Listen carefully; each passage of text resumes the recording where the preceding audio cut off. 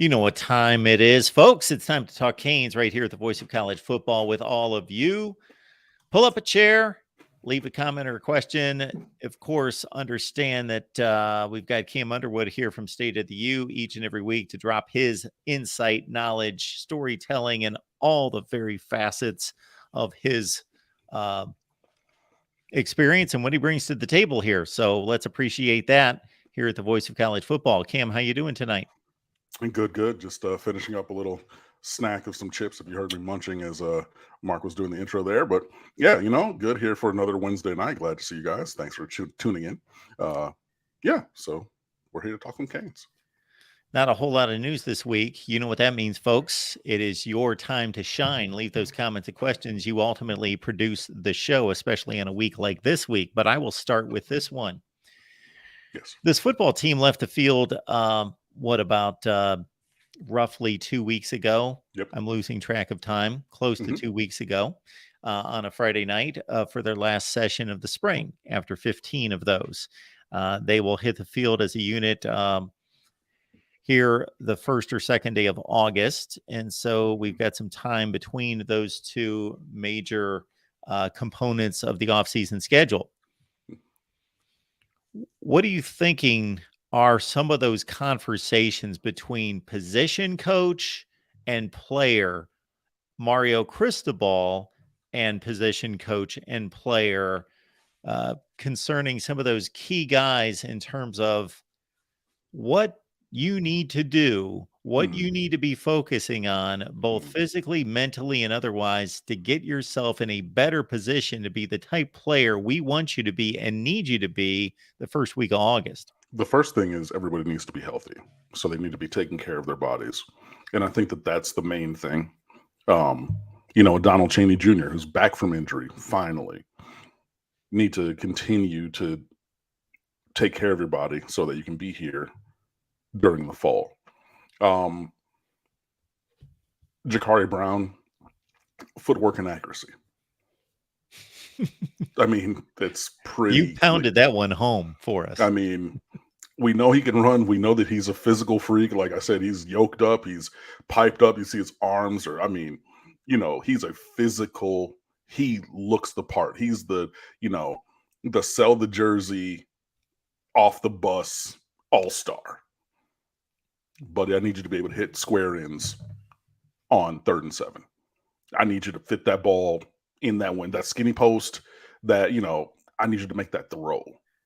So there's that. Emory Williams, a lot of the freshmen are, just, hey, continue to build the foundation of your body and your technique, and then focus on probably a couple things that you do well in our playbook as we try to expand that out.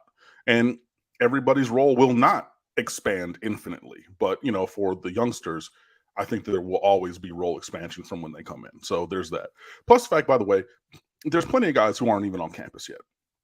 So, in this current 23 recruiting class, there's plenty of guys who are still in high school.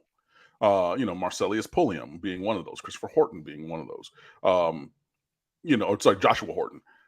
Hey, we can't wait till those guys get on campus and continue to do that. To Corey Couch, need you to step up. I mean, he's supposed to be the best cover corner on the team, and I know that he's a victim of genetics in that he's 5'9", generously. But you were the best. Everybody said, through high school, through 7-on-7, when he was at Chaminade, he's the best man-to-man corner in South Florida. The other guys are bigger so that their projection, they can end up being better. But at the peer level, couldn't nobody stick like white on rice like Corey Couch. We have not seen that, right? I need you to do that. I need you to find that guy, because that's the guy that we recruited, even in spite of your size, a la Trajan Bandy. James Williams, what are you going to do? This is, for me, with James Williams, this is a challenge offseason. Leonard Taylor less so, because he flashes that elite performance. So they're like, okay, you just need to find a way to make that more consistent. Craig T. Smith just wrote a piece memorializing the 30-year anniversary of the Tampa Bay the New York Jets passing on Warren Sapp.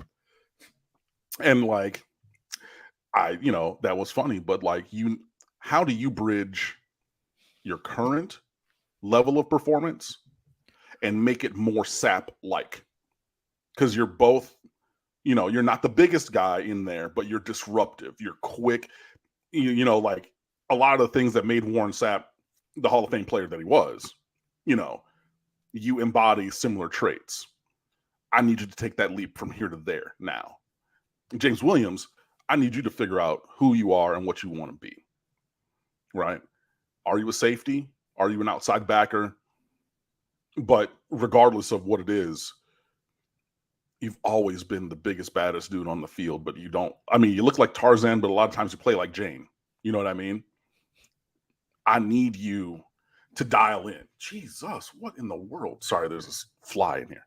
Anyway, but I need you to dial in and step into your greatness, whatever that is, wherever that is on the field. And also be open to if that's not at safety, because for years and years and years, people, I remember I'd said it, Bud Elliott, when he was at SB Nation, now at 247 or CBS Sports, like, I know a lot of people, because James Williams has been this size since he was like ninth grade.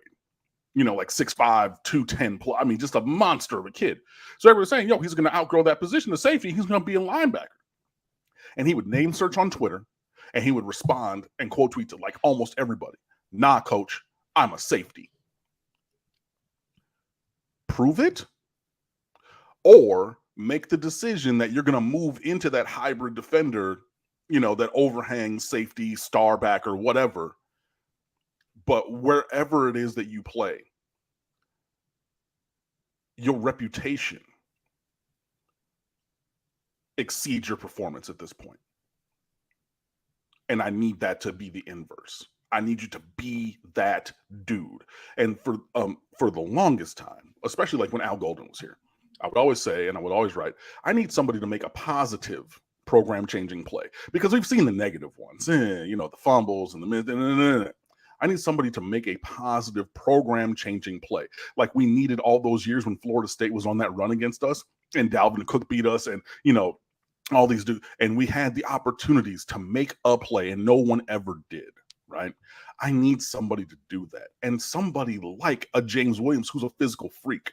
I need you to step into that. But you know who's making those kind of plays and is being lost because of the team around him? Cameron Kinchins.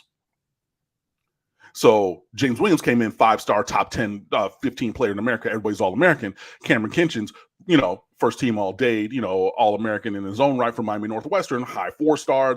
But in the listing, clearly the number 2 safety in that class. First team All-American last year. Boom. Done. But he can't do it by himself. And for him, hey, keep doing what you're doing. You know what I mean? Like, but actually, honestly, and he's talked about this, now I need you to not just go and do, I need you to go and do and lead others to go with you.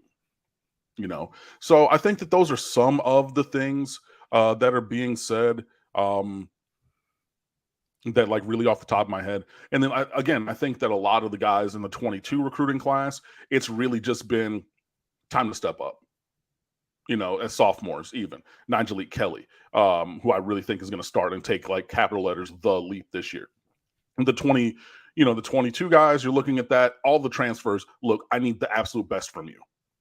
We didn't bring you in here, to be on the bench, not like a Tommy Kennedy from Butler, who the hype about far exceeded what we got from him. You know what I mean?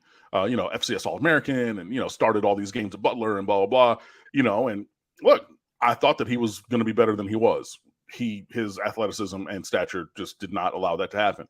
But all these guys that you bring in now, I need you to be that guy. Like Francisco Malagoa, the middle linebacker, who's like, okay, yeah, this is, Francis's brother. Whoa, hey, wait. Starting middle linebacker, set it and forget it. But you need that kind of performance from every one of your transfers. And I know that in the recruiting process, you've had those conversations. So it's really a lot of, really stepping up. I don't think that there's really any, for lack of a better phrase, shit or get off the pot conversations. I don't really think that you're on the verge of kicking anybody out. But if they don't live up to their billing, then I think at the end of the year, the conversation will be maybe you should seek shelter elsewhere. But yeah, it's really just, what can you do to be better and doing that. And really, with those top of the line players, really being clear. But I mean, obviously, there are the conversations with everybody. I'm not going to go down every single player on the roster. But Tyler Van Dyke, hey, and I had a conversation with a friend about this just yesterday on the phone. In the same way as James Williams, it's time for you to show and prove, because you've not flirted with leaving once. You flirted with leaving twice this offseason. If you're here and you're bought in and you're dialed in, great. But whatever happened in 2022, save those like 8 or 10 good plays that you had when you were not injured, we're going to just put that in the trash bin, recycle it, put it out, whatever. But that player, the last 7 games, 8 games of 21, the one who was thought of as being a potential first-round draft pick, you need to prove it. Because you've now brought into question everything by the fact that you flirted with these other teams. I don't even begrudge that, because Notre Dame, I think, is going to be really good. I hate to say it, but I do, right? I do not begrudge him thinking about maybe going there. And that was an offer, an option that he elected not to take. I do not begrudge him thinking about going to Alabama, because it's Alabama. And even with an injury-riddled season, Tyler Van Dyke is a damn sight better than anything they have on the roster quarterback. We talked about this last week. And he would have absolutely gone in there and started. Now, he might have been a Catherine Webb's husband, A.J. McCarron. He might not have been the next Heisman winner first-round draft pick, but, A.J. McCarron took him deep, took him into a playoff or a championship game. You know what I mean? Like, he could have been that kind of, 2 of them. Thank you. 11 and 12. Hello. So even absent the, potential Bryce Young first overall draft pick status, he would have elevated from what they currently have. So I do not begrudge him from having those conversations. But I also am not going to begrudge the organization of the Miami Hurricanes for now being a little bit cautious, because you've openly looked elsewhere. Whether it was real, whether it was trying to finagle extra NIL money or whatever, what we thought was set was not. So now, to erase whatever insecurity might be in my brain, I need you to go out there and ball 100%. I need you to lead. I need you to play. I mean, obviously, I think he should have been shut down last year because he had an AC joint injury on his throwing shoulder. And it's shoulders and hips are the things that end careers. Knees and elbows, for people who throw like, a Tommy John surgery, elbows used to do it. But elbows now, you can blow one out, come back later. You'll be fine. But at the large articulation points, shoulders and hips, those end careers. So I thought he should have sat out. But absent something like that, I need you to play, I need you to lead, and I need you to ball out, because this is what our team is based upon, right? And those are some of the conversations I think that are being had. And a lot of it, obviously you want to grow and develop good people, great players, things like that. But in terms of like these guys at the top of the roster, like we talked about when Mike Ryan put out there that, Miami was going to potentially lose a high impact, top of the rotation, top of the lineup kind of guys. All of those guys that I've mentioned, yeah, it's time to show up. This is a challenge off season. So what you do, the grind that you put in when nobody's watching is going to show up on Fridays and Saturdays this fall. So what are you doing to better yourself? What are you doing to prepare this team, to improve on the field this fall? And I think a lot of those conversations are along those lines. Nefarious 247, thank you so much for the contribution there. We appreciate you being here and everyone else. Your assessment of Mauigoa on the defensive side of the ball, that Mauigoa, is not strictly just based on him showing up in the spring game. No, not at all. Okay. I mean, you look at the size, you look at, he was taking most of the first team reps during spring and everything. It was not just that, but that was a big exclamation point on that. Like, if you thought Well, it's a new guy, and Corey Flagg's been here for a while, and we'll see. And if there was any uncertainty, and I mean, for me, I hadn't seen it on the field, so there was a little bit of, well, I've heard these things, seen the videos come out from practice, you read all the reports and things, and it seemed like it was going in that way, but I want to see it. And then I saw it in that emphatic kind of way. Done. Settled science. It's a wrap. Etched in stone. 10 Commandments coming off of the mountain. Francisco Mauigoa, number 51, starting at middle linebacker. Like that was the cherry on top of the whipped cream on top of your ice cream sundae. Cam, as soon as you made the phrase game-changing play, program-changing play, program-changing play, you know what scene hit me was because of the coach who was on the sideline and his resume, because of the recruiting class that was just brought in and was being worked on currently, because of the record of the team, because of the opponent in this particular night at Hard Rock, and because of the scene, and because of the level of beat down, because of all that. 2017 against Notre Dame. Break out the chain again. Yep. Did you believe coming out of that stadium, coming off of that game, that was going to be the takeoff? I knew that was a pinnacle. I knew that was the Miami Hurricanes playing at the level that we had not since I was in college. I hoped that we were going to be able to continue that. I hate to be that guy, but that was still a team quarterbacked by Malik Rozier, and I was skeptical. Like we ended up rolling, right? But even if you look at that Notre Dame game, he was good with his legs, but we went operation shutdown on offense in the second half because we said what we're not going to do is allow him to throw the game away, which he could have and clearly did at Pittsburgh. You know what I mean? So we were like, hey, we're going to, I'm talking early third quarter, inside zone, outside zone, punt. I think we threw the ball literally maybe 4 or 5 times in the second half. We said, no, we're not going to do this. So I was hopeful. That's freshman Trajan Bandy. That's Jonathan Garvin running down the sideline. Amari Carter, running behind him. Break out the chain again. It was, I had tickets to that game. And when my guy Matt, shout out to Matt Washington, used to write with us at State of the U, my good Canadian brethren from Toronto. And it was insane. It was insane. Like I said, I remember being there, and Ed Reed was doing an interview with Maria Taylor. And this is the old interior arrangement of Hard Rock Stadium. And so they had that little kind of half wall, and then it was an extra large sideline area. And he hopped over the little wall and he came up to the front row, which is where we were sitting.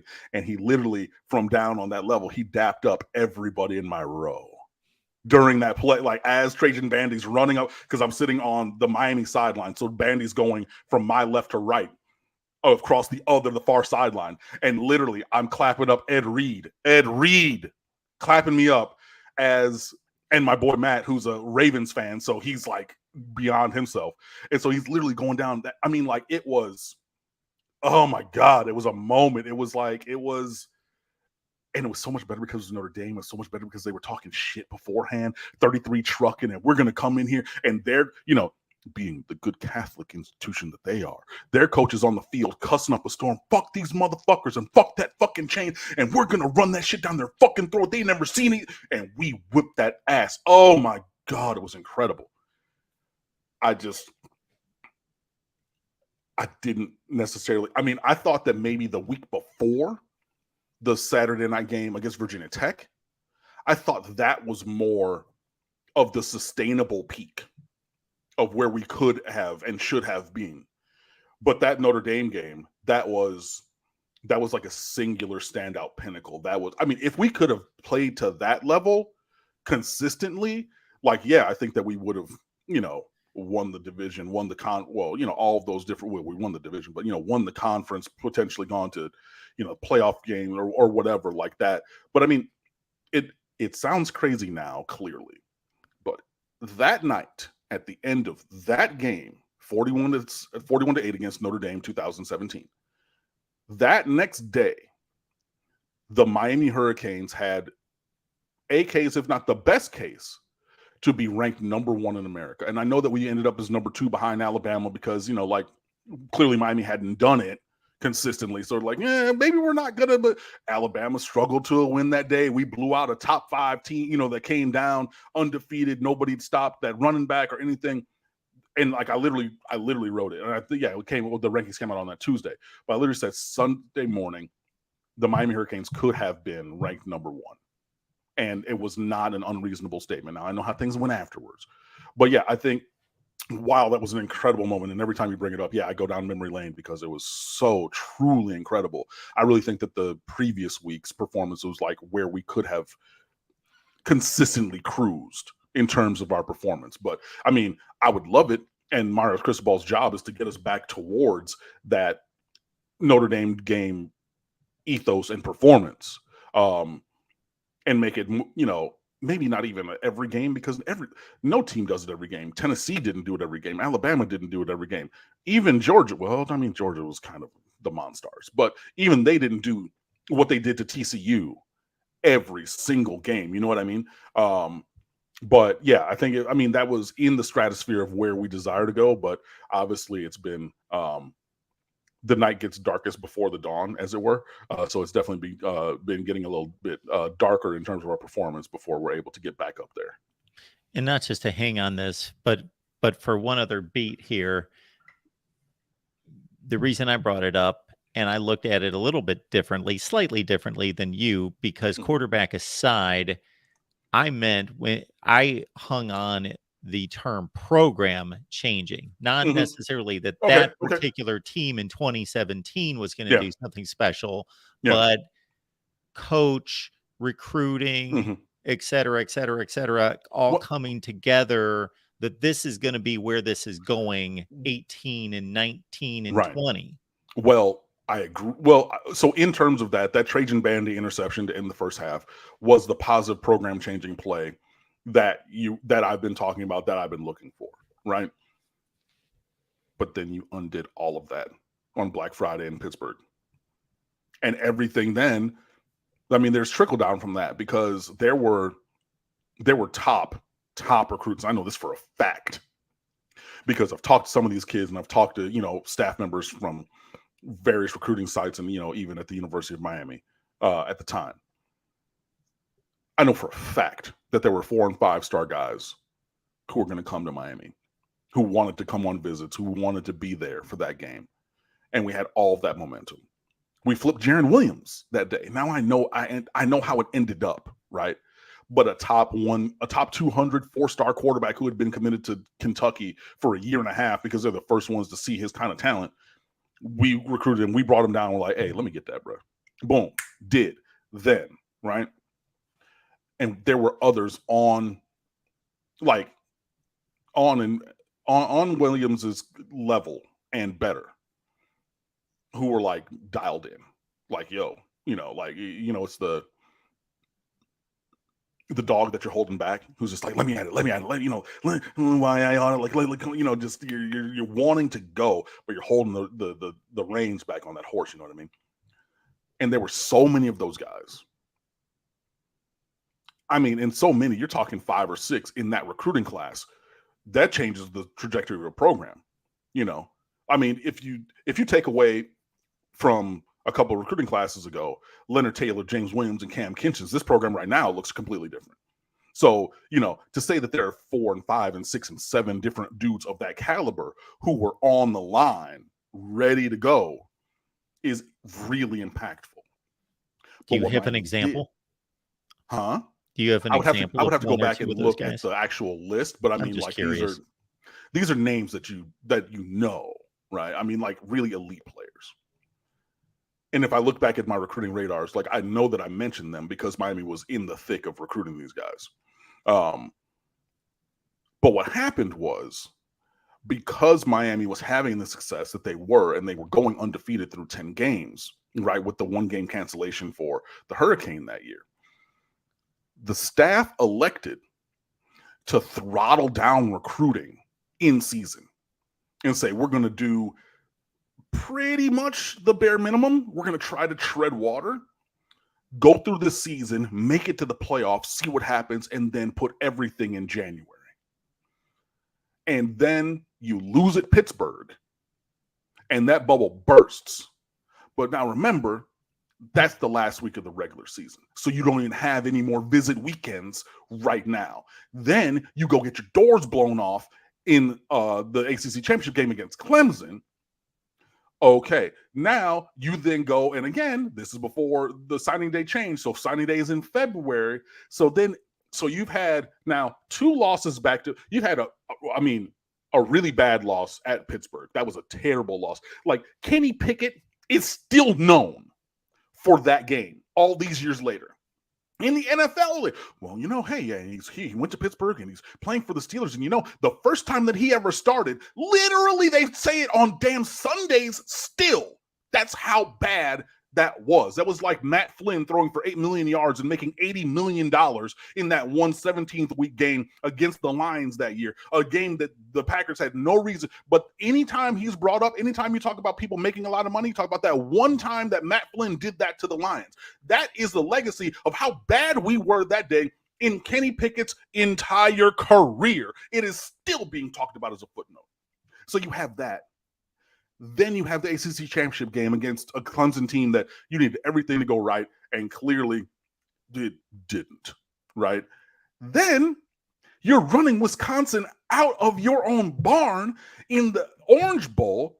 Malik Rozier throws one of the worst interceptions I've ever seen, and then you let them slow it down, and you let them lean on you, and then you have another consecutive terrible loss on all fronts: game operations, coaching adjustments, performance on the field offensively, performance on the field defensively, specialty. Every way that you look, it was worse and worse and worse. And in that interim, you've not had any visits because of how the recruiting calendar went. Then, after that, you try to circle back on all those dudes. Moment's gone, buddy. You've missed your window.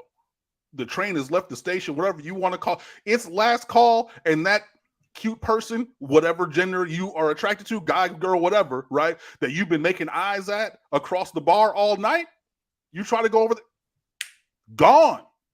It's over. That you had the opportunity then to make those moves, and you didn't, and then it went south. And that's really where, so like, on the back of Trajan Bandy's positive program changing performance, I just detailed to you all of the negatives after that. So I mean, it was 10 steps forward, because I mean, look, break out the chain again, and all, like, that video, it is seminal. I mean, it is still elite. But everything after that, I mean, yeah, it's a phrase that I used to say when I taught choir. I said, "You ruined my sandcastle." Because you know how you go to the beach, or you went to the beach, or you see a kid and they spend all that time building this magnificent sandcastle, and this one jerk isn't looking, and they're going after a frisbee, and they tumble over somebody, but it takes one act, intentional or otherwise, to ruin your carefully crafted masterpiece. And I would say that about my choir. I would say, look, if you're not paying attention at a soft time where we need to cut off with an easy T ending, night. If you're not there, night. Oh, you done missed it. You done ruined my sandcastle. And it was game after game after game of ruining the sandcastle that Trajan Bandy had built. So, like, was that a time that it could have been going towards elevating everything with the program? Yes. But we just chipped away, and I mean, it wasn't even chipping away. Like, we just, napalmed and nuclear bombed it out of existence in the next 3 games after that. So yeah, that recruiting class still finished number 8 in the country. Did all of these guys underachieve? At what point didn't one of these players underachieve? Lorenzo Um, Lingard, well, I Brevin mean, he got Jordan. injured in practice with a walk-on trying to make a name for himself and tore his knee up. Same thing happened to my buddy Matt Carter, who had his knee shattered from a guy doing that on a punt because he was a punter on a punt block in practice. Brevin Jordan lived up to the hype. He just got injured a little bit. Yeah. Jade Silvera, he was in the ballpark of where I thought he was going to be because he's a little undersized. Mark Pope, we never saw the Mark Pope that we did at Southridge. I famously said, they won a state championship because they ran a play to DeCurse Wiggins. It was incomplete, and it was like fourth in the ball game. And Mark Pope went to the coach on the sideline and said, "Hey, run the same play. Put me over there. I got you, coach."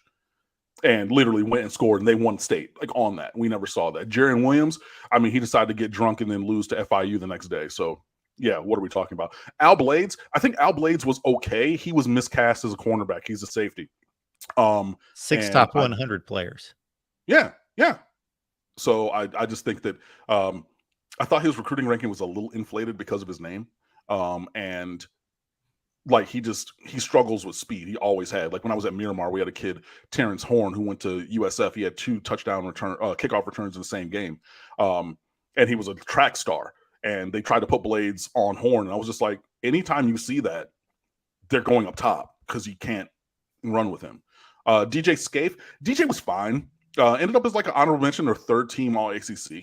Brian Hightower underachieved. He went to Illinois and it was okay. Cam Harris was pretty decent. I think he played about his level. Gervin Hall did not. Gilbert Frierson, he played his level, maybe a little bit higher when we played striker.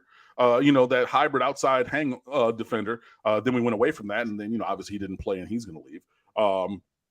Will Mallory, I think he's going to get drafted. He had the fastest 40 of any of the tight ends coming into this year's draft. I think that he was more of an accumulator than like a superstar, but like I think that he played to his level. Cleveland Reed is a rapper now. No, Marquez Izard was here for a year before he went back to Georgia Tech and somewhere else. DJ Ivy, I mean,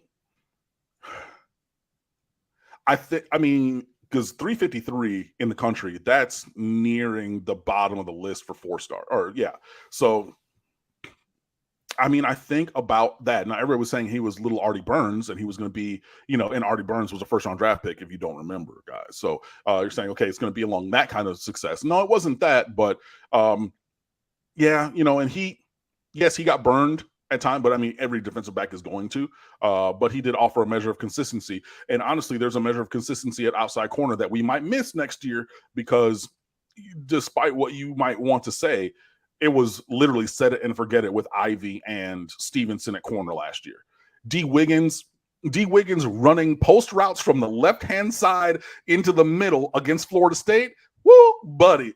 Elite. Anything else? Not really. But, I think that he was fine for his level. John Campbell, I think he was fine. And then he transferred to Tennessee right now. So, maybe about the level of his recruiting. Gregory Russo, that's your diamond in the rough. I mean, that's your superstar.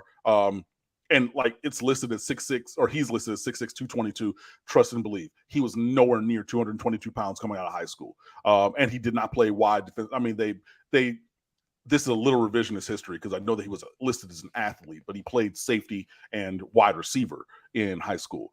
Patrick Joyner, I think he played about that, maybe a little bit under. He went to Utah State and transferred out. Jordan Miller was a big body. Is he still around? He might still be, honestly, because they got the COVID year. Nigel Bethel, who's like the 7th dude in his family with the same name, literally never played. So whatever. Realist George. That's his 18-year-old picture looking like me at 41 years old. Literally got stopped on the sideline of the game as a recruit because they thought he was somebody's daddy because he looked like that. He transferred to Missouri, and he also switched to defensive tackle. So I think that he's actually outplayed his recruiting ranking. And Bubba Baxa was about the worst kicker in America, honestly. So, he definitely, even to that level, didn't. But if you're looking at all of those dudes, if I go back, I'll even see if I can have or do the research for this question because I didn't know. You know, we don't necessarily do all the pre-prep, you know, conversationally before the game. But I will come back with at least 2 names in that 2018 class who, if not, were fully on board. Like the iron was hot. You're talking about bring them in for a visit this week, next week. You're going to make a move during that season. And famously, Miami elected to throttle down on their recruiting and say, no, we're gonna put all of our eggs into this season basket, making it to the college football playoff, and then that's gonna pay off. And they didn't make it there, and that gamble came up with snake eyes. Sorry, go ahead. Well, we spend most of our time, and rightfully so. This is what people care about. They care about what's going forward, what's going on into the future. And so I live my day in building these channels and networks and talking about the college football news cycle, about what's headed in the 2023 direction and going forward. And with recruiting, it's 24 and 25. I like that, but my attraction to sports, my attraction to most sports conversation is exactly what that was. I enjoy that. I love looking at what might have been. I enjoy that also, obviously, and I'm trying to. Yeah, there's a lot of that, but what would have been and could have been. But who's back? I was thinking about you honestly last week. Falconer TRX changed it up with the new tailgate machine back in there. Falconer X with the upgrade, 305 on the super chat. Yo, good to see you. I was thinking about you, brother. Falconer X, good to have you here. As always, you know that. And I always bring this up when we have these recruiting discussions in the distance. I would love to see somebody take on the task of re-ranking all these classes. Now I could understand taking on, your individual school and looking at that, but you would have to do the exhaustive work of all of them, because that, as you evaluated those players and their careers based on versus the ranking, and we saw 6 in the top 100 and like 11 in the top 200, something like that. Most of them underachieved.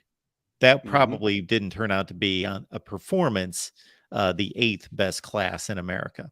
Absolutely not. And actually, I was able to find a pathway back to a lot of our recruiting coverage back then. Oh yeah, when Stephon Adams was with us as well.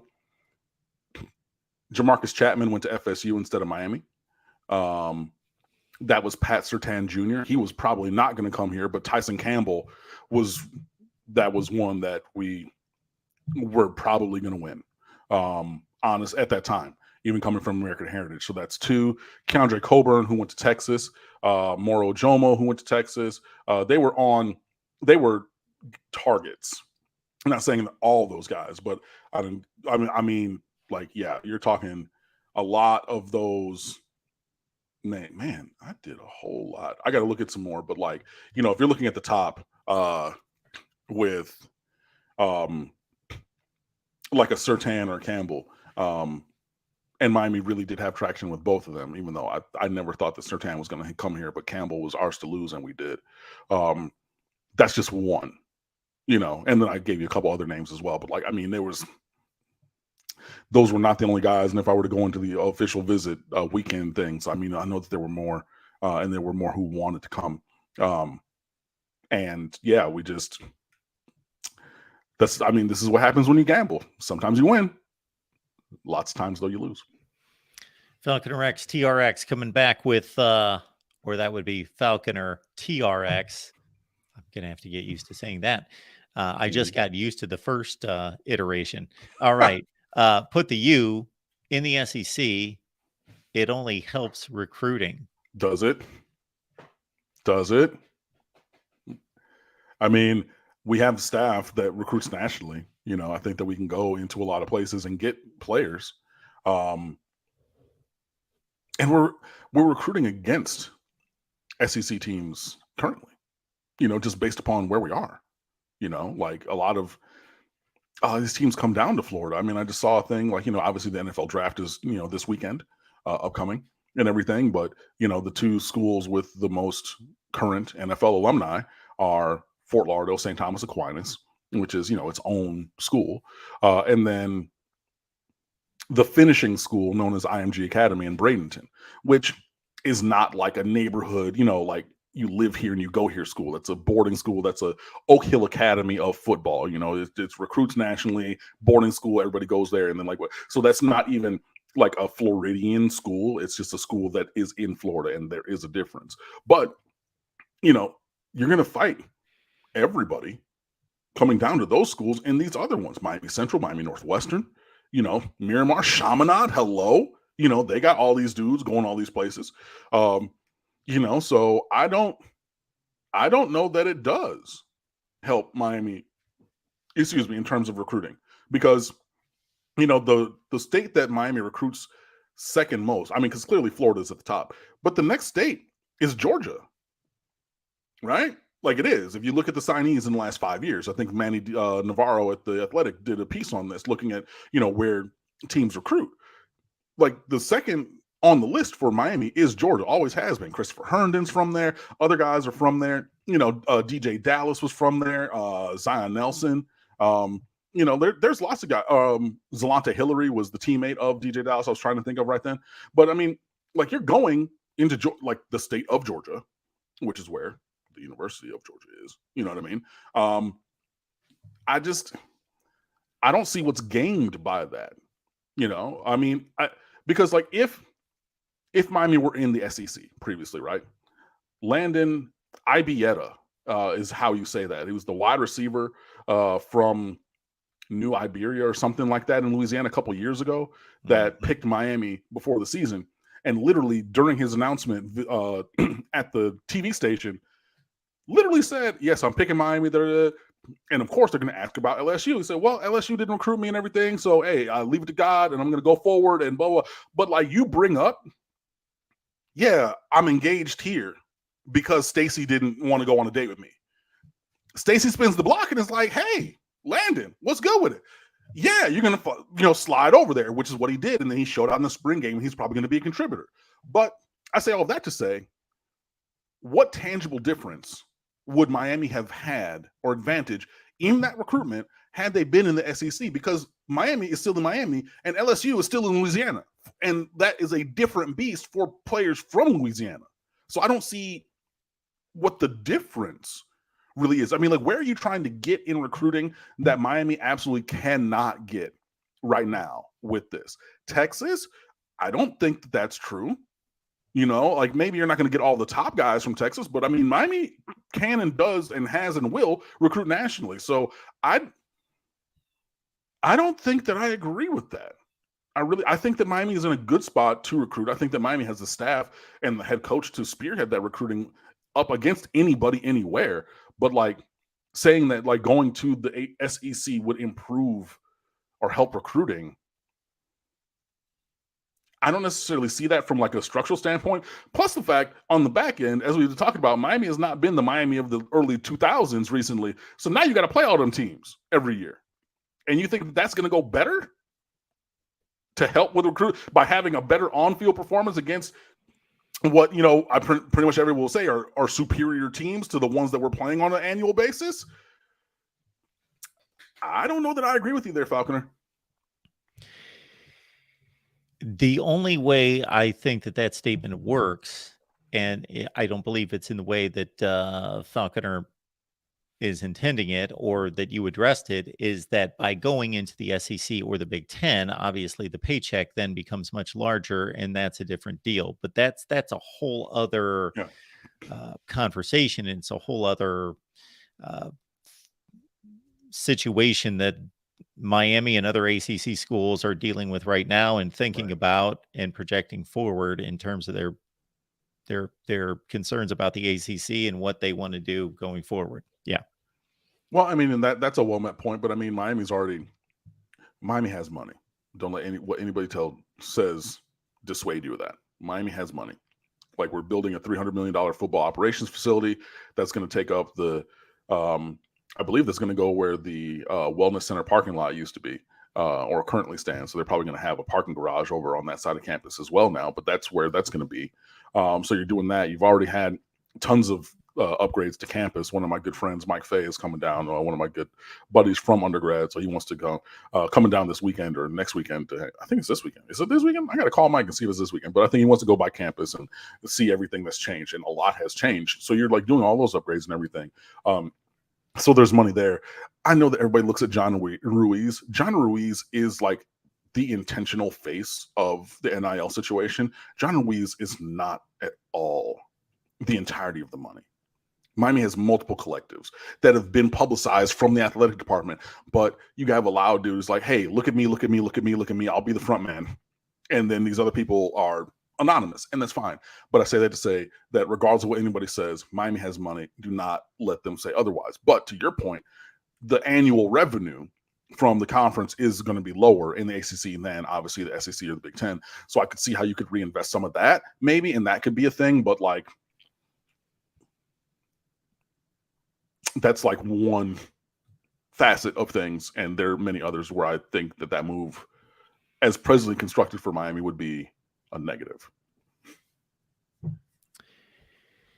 We talk Miami football with all of you each and every Wednesday night, 7 o'clock Eastern time, with Cam Underwood from State of the U. We appreciate you all being here, but you can help us out by hitting the like button. There's a number of other things that you can do, folks. You can share these videos out on social media. You can talk to people that have no idea that we're here talking college football, talking Miami, of course, first and foremost, with all of you. So think about that. There are folks out there that don't know we exist, and we're getting together every Wednesday night, and you can let them know.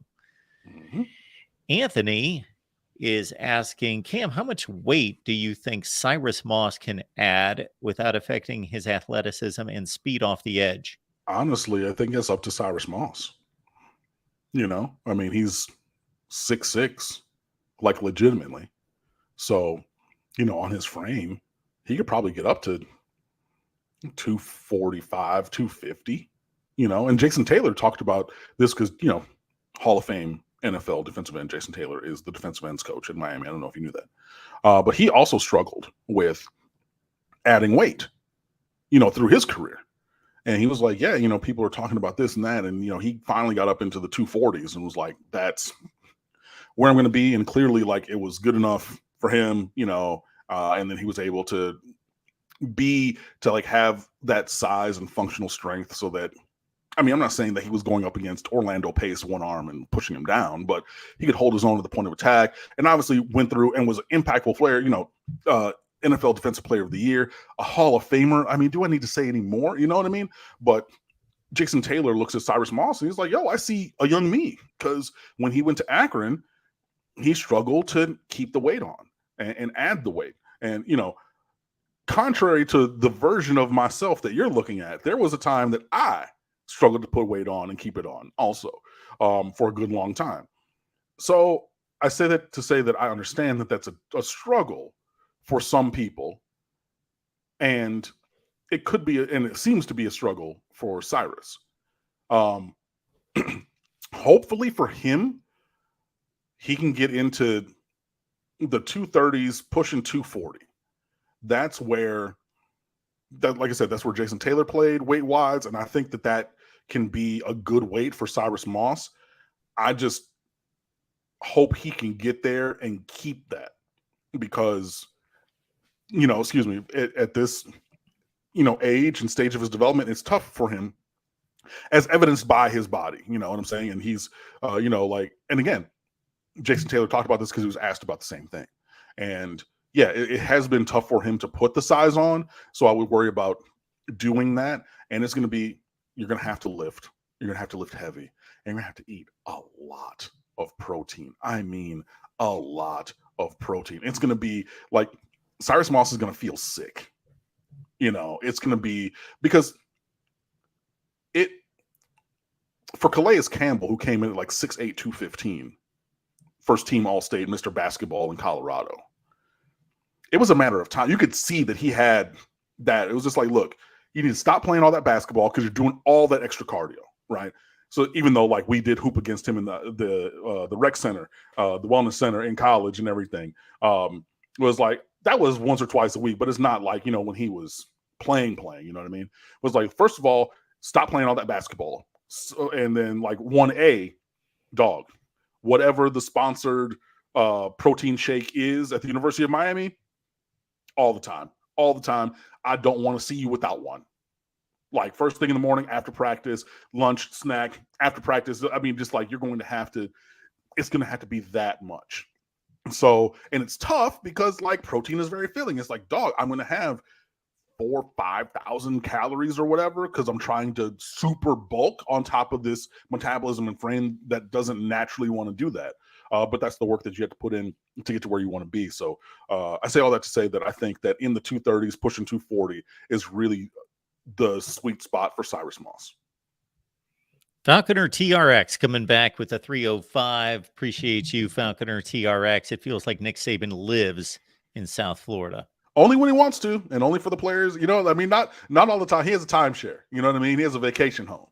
He's not here all the time. But there's a 5-star down there. Cool. I'm gonna take a weekend and go to the beach over in Boca and make my ride around South Florida, wherever it is. Like, yeah, him and his staff have recruited here a lot. This is an odd opening game in 2023. So you've got all sorts of puns and different jokes that are going to be thrown around. Miami of Ohio playing Miami of Florida. It's a Friday game. Do we remember Miami playing a Friday game to start the season?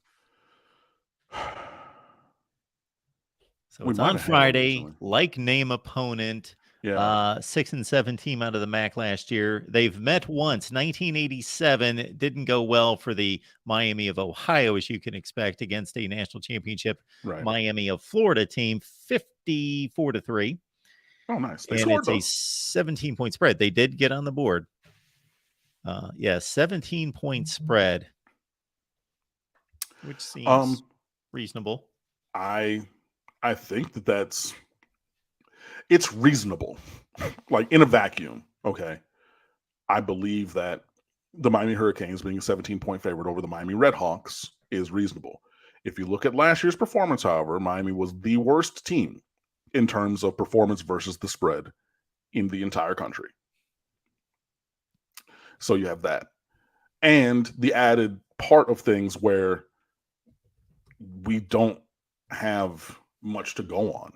You have a spring game, you're going to have a fall practice, but like this is the first time they're going to play anybody live since, the season finale, the regular season finale, which was the season finale of last year. And things can go sideways. And again, with Miami, they have, especially like I said, last year, the worst team in the country in terms of performance versus the spread, the point spread, as it were. So like, I think that this is one, George, and everybody watching, where it is reasonable to have to take pause and have consideration for things maybe, for maybe taking the Redhawks in points, in this game. I don't think it's going to be that. But I'm going a little bit on faith and not by sight to say that. You know what I mean? I don't really have anything. I mean, like, I think if this offense and Tyler Van Dyke plays like he can, that will be all right. I think if Lance Guidry has this defense playing the way that I think that he will, 17 points should be comfortable. But, Vegas puts these lines usually because they want money on both sides. So you could honestly, and this talks to the state of disrepair of the Miami Hurricanes program, but you can make a reasonable argument for it. Now, Miami of Ohio, the Redhawks outright? No, stop it. No. We're not going there. But you can make a reasonable argument for taking Miami and giving the points, or taking the Hurricanes and giving the points, or taking the Redhawks and taking the points. You can really go either way with it, I think. The Red Hawks, who did they play of note last year? They lost to Kentucky on the road by 24. They lost to Cincinnati by 21. Those were their 2 Power 5 matchups. Now, to your point, this is incredible. Miami, Bethune-Cookman game aside, not an FCS game, played 11 FBS games, of course. They covered the spread 2-point favorite against Georgia Tech, blew them out by 21. And not only didn't cover the spread, but I know Got this is going to be dominated relative painful, to the but you know spread. what the deal is. When you're a 25-point favorite against Middle Tennessee and you lose by 14, that doesn't happen very often. I mean, exactly. So you have a negative 40 relative to the spread in a game. You know what I mean? Like 10-point favorite against Duke, lose by 24. So you have a negative 40 and a negative 38 and a negative 34. And then what was Florida State? Because even though they were favored, only 6. Only a 6-point. We lost by 42. Only a 4.5-point dog to, was it a dog? I can't tell on these. Which one? It just gives a point. Yeah, 4.5-point dog against Pitt, lost by 26. So you have, again, a negative 22 and then 3 negative 32 or worse relative to the spread. I mean, that's unheard of. So basically by the performance, you're saying that in one game, Vegas missed the line by 3 touchdowns. And in 3 other games, they missed the line by 5 touchdowns of placement based upon how we perform. What? Like, that's the depths of despair that we were talking about, and everything from the level of performance that we saw from Miami last year. So, there was that, but never bet the cardiac canes. I mean, hey. Think of it this way as well. If Miami would have played chalk versus Vegas, they would have gone 7-5. And then consider some of those later season point spreads were obviously affected by their poor performance and would have been much more in their favor earlier in the season. Yeah, so it was just it was bad all around. But I mean, yeah, to George's point, I think that as of today, there's a reasonable conversation to be had for picking either side of the Miami Hurricanes minus 17 against the Miami Redhawks. Pinellas Kane, the revamped offensive line, will guarantee that Miami will average 30 points per game. Hey, well, maybe then we can hire Brian Ferentz and keep his job, because he needs to only average 25 points per game to keep his job and get an escalator on his contract at Iowa. That's a joke. I do not want Brian Ferentz at all. Nobody does. Yeah, I mean, there are things to like about that, and hopefully improving the offensive line does also improve the component parts of the offense. The running game, the passing game. Hopefully your star quarterback doesn't separate his shoulder and damage his AC joint of his throwing shoulder. You know what I mean? And is able to play a full season. Things like that would be improvements based upon the offensive line, because he got hammered because the offensive line couldn't stop the pressures. And things like that. So yeah, but there are a lot to like. It's 8:04. Lord Jesus. Yep. Not that I have to go, but I wanted to circle to the NFL draft before we close, because that is this upcoming week, starting tomorrow. I do not foresee any Hurricanes being selected in tomorrow's first round, but I would put down good money on Tyreek Stevenson being picked on Friday, the second day of the draft. I think the ceiling for him is middle of the second round, somewhere in the mid-late 40s, anywhere there through the third round. I don't think that he'll last through the third round. I think that Tyreek is getting picked on Friday. Will Mallory, unless somebody falls in love with the fact that he ran the fastest 40 of any of the tight ends in this year's draft, and like elevates him to the third round, I don't think that he's going to be there, but I think Will Mallory will get picked as well. Outside of that, anybody past that who gets drafted, I think will be bonus for Miami, whether it's a DJ Ivey, whether it's a Lou Headley as a punter, or anybody else that is in the draft pool. I'm really going to bank on Stevenson on Friday in the second or third, Mallory probably on Saturday, and then anybody else would definitely be in the the 6th or the 7th if they do get picked. So that's kind of where I view things. We do have a couple of draft profiles up on the top candidates up on stateoftheu.com. Shout out to our guy Jake Marcus, who's done great work as our Procanes dude, doing all that. So his path to the draft, profiles of Stevenson, Mallory, and Headley are up there. So please be sure you go and check those out. Also, maybe see if he gets interviewed with any of your favorite SB Nation NFL sites that pick one of those players and everything, because we do try to do cross content and things like that. But I think that Miami is going to not necessarily have the greatest NFL draft, but this is kind of where things have been. But if you saw that Athletic piece about where players go, the schools that put the most players in the draft based on their rankings, Miami's still at the top of percentage of 5 stars, percentage of 4 stars, percentage of 3 stars that get developed and drafted.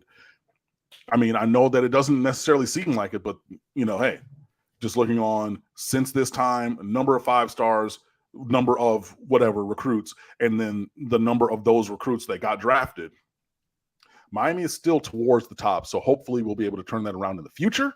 But in terms of this one, you're really looking at Tyreek Stevenson probably on Friday as being your first Cane picked. So if I'm interpreting that statistic correctly, if you're Alabama or Georgia, more is expected of you producing NFL draft selections based on you signing more 4 and 5 stars. Correct. Because there's a direct correlation to recruiting ranking and draft position. So if you are not, if the players of that ilk are going to your program and not being drafted, then that's, if you then if you're flipping the correlation of the numbers, then obviously there's an issue. Alabama and Georgia are towards the top and everything, but Miami was top 3, I want to say, across the board in terms of developing whatever level of star talent and then getting it drafted. So hopefully we're able to continue that moving forward. I would think Iowa would be extremely high. They had the 5th or 6th highest number of NFL players on rosters last season. Yeah. Well, there's that, but I don't know all the data off the top of my head. I don't know, who was undrafted or again, and this is relative to their recruiting profile, because obviously you're looking at stars being stars. So, but yeah, it's still up on The Athletic. I forget who wrote it, but it was really, really, really, really, really, really good work. Go look it up and check it out. But whichever way you want to go with it, just know that still, we might not be sole exclusive NFLU, but in that conversation of that ilk at that top, the Miami Hurricanes still do numbers. Brian Ferentz, and I'll close my portion of the show on this one, because we have a weekly bashing of Brian Ferentz on our Iowa show on our Iowa channel, because it's well-deserved. After coaching the 131st rated offense this year and number 123 the year before, with much better talent than that, and for a defense and special teams that puts them in prime position to score much more than that and produce more yardage than that, he was asked this week how he's going to approach the offense differently this year. And he said, I'm going to approach my job the same way I've approached it for the last 11 seasons. That is a thing that a person can do. Yikes. But yeah.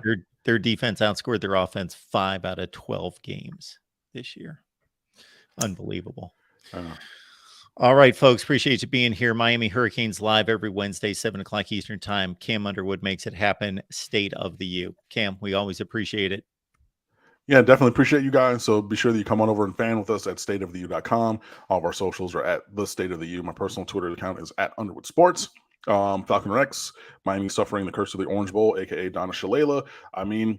Could be, but even at the Orange Bowl, that last game against Virginia, that was really wasn't great in and of itself. But at least the stadium was there at that time. So it is possible. But all of this is possible because of you guys. So thank you for watching. Thank you for listening. Please rate, subscribe, like, all of those things, and come and see us next week.